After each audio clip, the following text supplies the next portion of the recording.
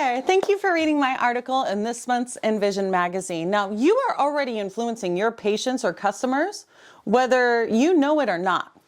And if you're not intentionally influencing them to buy, you're probably unknowingly influencing them to not buy from you. Yikes! That's not good. You read a bit in the article about how merchandising, the way your frames are displayed in your gallery, will influence your patients and customers to buy from you.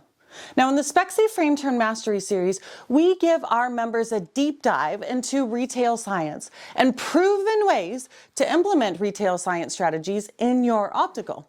So one little bit that I want to highlight for you here is this concept of unisex styles. So let's think about this for a second. When it comes to unisex styles, most of your opticals, your merchandising begins and ends with men's, women's, kids. I know, it's crazy.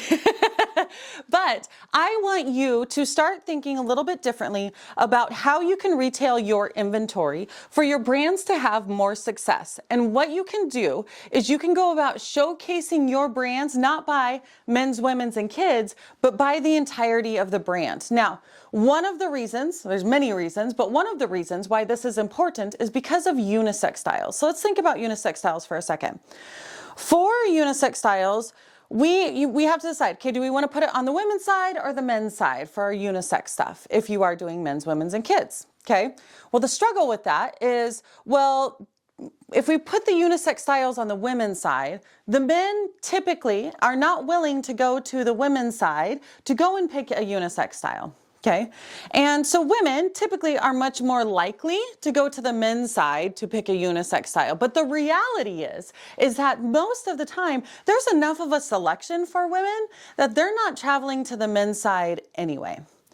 A better way to go about making sure that unisex styles get looked at is to showcase a brand in its entirety. Now, there's a proper way to do this. Whether you have a frame board where things are on the pegboards, or you have shelves, or you're doing it on a brand feature table. Let's take, for example, Etnia Barcelona. Love Etnia Barcelona. What you're going to have with your Etnias is you want on one side to have your women's selection, the very clear and evident female styles. And then on the men's side, you are going to have the very masculine looking styles, okay? All showcased together, and in the middle, you are going to have the unisex styles. What we find is when opticals go about showcasing their brands by the entire line, not just by women's over here and men's over there, but actually showcasing the entire line together, you actually have more sales in your unisex styles, usually from about 15, sometimes up to 30% increased sales in their unisex styles. This is something I really want you to really ponder when it comes to properly merchandising your inventory. I want to thank you again for reading my article, and for you Spexy members, I'll see you inside the Spexy Excellence Society. And if you are not yet a Spexy member, what are you waiting for?